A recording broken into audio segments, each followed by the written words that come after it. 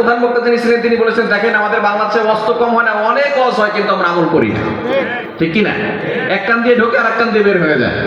প্রধান বক্তা বলেছেন, যে যেখানে থাকেন না কেন একটা ওয়াজ সারা জীবন মনে রাখবেন, সেটা হচ্ছে ফরজ কখনো তরক করা যাবে না। ফরজ ছেড়ে দেওয়া যাবে? কি বলেন, ফরজ ছেড়ে দেওয়া যাবে? এই কথা বলে প্রধান বক্তা অনুরোধ করে দিয়েছে। এবার সকলে বাড়ির দিকে রওনা হয়েছে, দাদার নাতি তারাও বাড়ির দিকে রওনা হয়েছে। প্রতিমধ্যে একটা খাল বেঁধেছে। খাল চিনেন আপনারা? খাল চিনেন না? মাশাআল্লাহ। যদিও খালে পানি অল্প, তবে হাঁটুর উপর পর্যন্ত উঠে যাবে। দাদার নাতি যখন খালের কাছাকাছি গেছে, গভীর রাত, নৌকাও নাই, মাঝিও নাই। এবার নাতি মনে মনে চিন্তা করতেছে, দেখি দাদা কি করে। দাদা যখন খালের কাছাকাছি গেছে, এখন দেখে নৌকাও নাই, মাঝিও নাই, এত রাত এখানে বসে থাকা যাবে না। উনি আস্তে আস্তে করে খালে নেমে গেছে। এখন থেকে লুঙ্গি তো ভিজে দেওয়ার কায়দা, লুঙ্গি উঠাইতে উঠাইতে কাত পর্যন্ত উঠেছে। এবার নাতি দাদাকে ডাক দিয়ে বলছে, দাদা কি ওয়াজ শুনলেন আর কি আমল করলেন? প্রধান বক্তা বলেছে, যেখানেই থাকেন না কেন ফরজ তরক করা যাবে না। আপনি কি জানেন না হাঁটুর উপরে কাপড় ফেলে ফরজ তরক হয়? এবার দাদা নাতিকে বলছে, নাতি কত বছর ওয়াজ শোনো? তোমার বাবা কত বছর ওয়াজ শোনে? 40 বছর ধরে ওয়াজ শুনি, আজ পর্যন্ত কোনো ওয়াজ খালের ওই পারে নেই না, সব এই পারেই রেখে গেছে। এখন আপনারা কি ওই পারে নিবেন না এখানে রেখে যাবেন? ওয়াজ বাড়িতে নিবেন তো ইনশাআল্লাহ? 50% আলোচনা শুনে কারা কারা উঠে যাবেন তো হাত তুলে দেখা।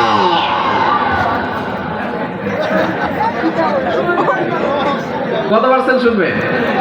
কত পার্সেন্ট? 100% কারা কারা? লিল্লাহি তাকবীর, লিল্লাহি তাকবীর, লিল্লাহি তাকবীর। আল্লাহ তাআলা সকলকে কবুল করেন। সকলে বলেন আমিন। আরো জোরে বলেন আমিন। রমজান মাস হচ্ছে অফারের মাস। এই মাসে আল্লাহ তাআলা অফার দিয়েছেন, বিভিন্ন কোম্পানি অফার দেয়। 12টা কিনলে একটা ফ্রি, ঠিক কি না? এক প্যাকেট নুডলস কিনলে একটা জব ফ্রি, একটা মগ ফ্রি। বিভিন্ন কোম্পানি অফার দেয়, কিন্তু আল্লাহ তাআলা এমন একটা মাস দিয়েছে, যে মাসে অফার দিয়েছেন একটা করলে 70টা ফ্রি। জোরে সোরে বলেন না সুবহানাল্লাহ। মুসলমান সুবহানাল্লাহ বলতে চায় না। এই সুবহানাল্লাহর এত দাম। কোন ব্যক্তি যদি একবার সুবহানাল্লাহ পাঠ করে, আল্লাহ পাক রব্বুল আলামিন তার জন্য জান্নাতে একটা গাছ লাগায়া দেয়। এত বড় গাছ, আরবের দ্রুতগামী ঘোড়া 500 বছর পর্যন্ত দৌড়াইলেও ওই গাছের ছায়া শেষ করতে পারবে না। জোরে সোরে বলেন না সুবহানাল্লাহ। সুলাইমান আলাইহিস সালামের নাম শুনছেন? সুলাইমান আলাইহিস সালামের নাম শুনেছেন না? সুলাইমান আলাইহিস সালাম একবার আল্লাহর কাছে দোয়া করেছেন, আল্লাহ আমাকে একটা রাজত্ব দাও, তবে লা ইয়ামবাগি লিআহাদিন মিন বাদি। এই রাজত্ব শুধু আমাকে দিবা, আর কাউকে দিবা না। আল্লাহ বলেন, সুলাইমান দরখাস্ত মঞ্জুর, তবে তোমাকে শুধু মানুষের উপরে নয়, তামাম সৃষ্টি জগতের সকল সৃষ্টির উপরে তোমাকে রাজত্ব দিয়ে দিলাম। জোরে সোরে বলেন না সুবহানাল্লাহ। জিন, পরী, দেব, দানব, পশু পাখি, পিঁপড়া সহ সব সুলাইমান আলাইহিস সালামের অধীনে। কোরআন বলে ওয়াসাখখারনা লাহু রিহ, বাতাসও সুলাইমান আলাইহিস সালামের অধীনে ছিল। সুলাইমান আলাইহিস সালাম যদি কখনো কোথাও যাওয়ার জন্য ইচ্ছা করতেন, তাহলে তার সিংহাসন, মন্ত্রী পরিষদ, শামশকর সবকিছু এক জায়গা থেকে অন্য জায়গায় বিমানের মতো যেত। বলেন সুবহানাল্লাহ, সুবহানাল্লাহ। একবার তার সিংহাসন, মন্ত্রী পরিষদ, শামশকর সবকিছু এক জায়গা থেকে অন্য জায়গায় বিমান মতো উড়ে যাচ্ছে। এমন সময় নিচ থেকে এক কৃষক এই সিংহাসন দেখে মাথায় হাত দিয়ে বলতেছে সুবহানাল্লাহ। কি বলছে? একটা আওয়াজ দিয়ে বলেন না। সাথে সাথে বাতাসে সুবহানাল্লাহ আওয়াজটা সুলাইমান আলাইহিস সালামের কান পর্যন্ত পৌঁছে গেছে। এবার সুলাইমান আলাইহিস সালাম বলে, সিংহাসন এখানে ল্যান্ড করো। যখন সিংহাসন নিচে নামানো হয়েছে, যে ব্যক্তি সুবহানাল্লাহ বলছে, কলিজায় পানি আছে, থরথর করে কাঁপা শুরু করেছে। সুলাইমান আলাইহিস সালাম ডাক দিয়েছেন, ইয়া হাদা তাল, হে ম্যান, কাম হিয়ার, এদিকে আসো। আমি যখন উপর দিক দিয়ে যাচ্ছিলাম, তখন তুমি কি বলছো? বলে, হুজুর আমাকে ক্ষমা করেন, আমি কিছু বলিনি। বলে, না তুমি কি বলছো তাড়াতাড়ি? হুজুর আল্লাহর রাস্তায় আমাকে ক্ষমা করেন, আমি কিছু বলিনি। বলে, না তুমি একটা শব্দ বলছো, কি বলছো তাড়াতাড়ি বলো। এবার লোকটা বলছে, হুজুর আমি ইচ্ছা করে কিছু বলি নাই, আপনারই সিংহাসন দেখে, আপনারই শান শকত দেখে, আপনারই মন্ত্রী পরিষদ দেখে ইচ্ছা করে কিছু বলি নাই, অটোমেটিক আমার মুখ থেকে সুবহানাল্লাহ বের হয়ে গেছে। সুলাইমান আলাইহিস সালাম ডাক দিয়ে বলে, বাবা তুমি কি বলছো? তুমি কি জানো তোমার এই সুবহানাল্লাহ যদি এক পাল্লায় রাখা হয়, আমার এই সিংহাসন, মন্ত্রী পরিষদ, শান শওকত সব কিছু যদি এক পাল্লায় রাখা হয়, তোমার এই সুবহানাল্লাহর পাল্লাটা কয়েক কোটি গুণ বেশি ভারী হয়ে যাবে। এজন্য সুবহানাল্লাহ বলার দরকার আছে না নাই? একটা আওয়াজ দিয়ে বলেন সুবহানাল্লাহ। আর আওয়াজ দিয়ে বলেন আলহামদুলিল্লাহ। চিল্লায় বলেন আল্লাহু আকবার। তাহলে রমজান মাস সামনে আসতেছে, ইবাদত করার দরকার আছে না নাই? কিন্তু যে ব্যক্তি রমজান পেল আর নিজের গুনাহ ক্ষমা করাতে পারলো না, তার মতো হতভাগার কপাল পোড়া কেউ। আমরা অনেকেই রমজান, কেউ 30 বছরে 30টা পেয়েছি। অনেক সাহাবীরা মাত্র 2টা রমজান পেয়েছে, 2টা রমজানই কাজে লাগাইছে। কিছু সাহাবীরা 3টা রমজান পেয়েছে, কিছু সাহাবী 4টা রমজান পেয়েছে। কিন্তু আমাদের যাদের বয়স 40 বছর 40টা রমজান পেলাম, কিন্তু আমাদের গুনাহ ক্ষমা করাতে পারি নাই। যাদের বয়স 30 বছর 30টা রমজান পেয়েছি, গুনাহ ক্ষমা করাতে পারি নাই। আর নবীজি সাল্লাল্লাহু আলাইহি সাল্লাম জানিয়ে দিয়েছেন যে রমজান পেল আর গুনাহ ক্ষমা করাতে পারলো না, তার মতো হতভাগার কপাল পোড়ার কেউ হতে পারে। এজন্য এবারের রমজান যাতে করে বেস্ট হয়, সুন্দর হয়, এজন্য আগে থেকেই পরিকল্পনা করার দরকার আছে না নাই? করতে পারবো তো ইনশাআল্লাহ? The plan is half of the work. পরিকল্পনা হচ্ছে কাজের অর্ধেক। আগে থেকে পরিকল্পনা করব, এই রমজান আমাদের শেষ রমজান হতে পারে, ঠিক কি না? গত বছর অনেকে একসাথে ইফতার করেছি, একসাথে ফজরের নামাজ পড়তে গিয়েছি, একসাথে সাহারি করেছি। এবছর তারা নাই, কবরস্থ হয়ে গেছে, ঠিক কি না? এই সামনের রমজান আমরা নাও পেতে পারি। রাতের বেলা ঘুমিয়েছেন, ঘুম ভাঙলে সকাল, না ভাঙলে পরকাল। এজন্য বেশি বেশি ইবাদত করার দরকার আছে না নাই? রমজানেও যে গুনাহ ছাড়তে পারে না, তার মতো হতভাগার কপাল পোড়া কেউ হতে পারে। এজন্য আমরা রমজানে নিজেদেরকে পরিবর্তন করব, পারবো তো ইনশাআল্লাহ? তাহলে আমাদের বর্জনীয় কাজ কয়টা, করণীয় কাজ কয়টা? প্রথমে আমরা বর্জনীয় শুনবো, তারপরে করণীয় শুনবো। অল্প সময়ের ভিতরে শেষ করবো ইনশাআল্লাহ, যেহেতু আমার পর আরেকজন আলোচক আছে, আমরা অল্প সময় শেষ করবো, ঠিক আছে তো ইনশাআল্লাহ? আমাদের বর্জনীয় কাজ কয়টা? 1 নাম্বার, রোজা রেখে কোনো গুনাহ করা যাবে। কিন্তু আমাদের সমাজের মানুষরা, বিশেষ করে ইয়াং পিপলরা, রোজাও রাখে আবার মুভিও দেখে, আছে না নাই?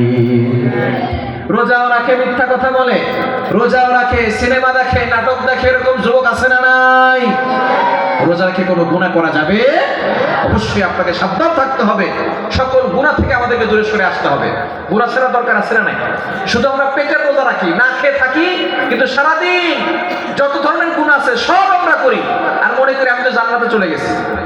যদি রোজা রাখে, অবশ্যই আপনাকে 1 নাম্বার বর্জনীয় কাজ হচ্ছে সকল গুনাহ ছাড়তে হবে। ছাড়ার দরকার আছে না নাই? কি বলেন, আছে না নাই? চোখের গুনাহ 1 নাম্বার ছাড়তে হবে। চোখের গুনাহ, হাতের গুনাহ, পায়ের গুনাহ সব ছাড়বেন। কারণ আস-সাওমু জুন্নাহ, রোজা হচ্ছে ঢাল স্বরূপ। যখন আপনি গুনাহ করবেন তখন এই ঢাল ছিদ্র হয়ে যাবে। কি হয়ে যাবে? ঢাল ছিদ্র হয়ে গেলে ওই ঢাল আপনাকে জাহান্নামের আগুন থেকে রক্ষা করতে পারবে। তাহলে 1 নাম্বার হলো রোজা রেখে গুনাহ করা যাবে না। 2 নাম্বার, রোজা রেখে হারাম খাওয়া যাবে না। অনেকেই আছে রোজাও রাখে আবার ইফতার করে হারাম টাকার খেজুর দিয়ে, আছে না নাই? সারাদিন হালাল খাবার ভাত খায় নাই। কত বড় বাটপার দেখেন! সারাদিন হালাল খাবার ভাত খায় নাই, হালাল খাবার তরকারি খায় নাই, হালাল খাবার পানি খায় নাই, আর ইফতারের সময় খেজুর খায় হারাম টাকা দিয়ে, সুদের টাকা দিয়ে। এরকম লোক আছে না নাই? এলাকায় নাই? 5 ওয়াক্ত নামাজও পড়ে, হাতে তসবিহ নিয়ে ঘুরে, কপালে কালো দাগ পড়ে গেছে, ইমাম সাহেবের পিছনে নামাজ পড়ে, আবার সুদের কারবার করে, আছে না নাই? এলাকায় নাই? আছে। সুদের কথা বললে ইমাম সাহেবের চাকরি থাকে না, সুদের কথা বললে খতিব সাহেবের চাকরি থাকে না, ঠিক কি না? সুদের ব্যাপারে ফতোয়াকার বললাম না আল্লাহ?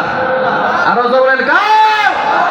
কোরআন খুলেন, 3 নাম্বার পড়া, 6 নাম্বার পৃষ্ঠা, 3 নাম্বার লাইন, সূরা বাকারা 275, 275 নম্বর আয়াতে আল্লাহ বলছেন, হাল্লাল্লাহুল বাইআ ওয়া হারামার রিবা।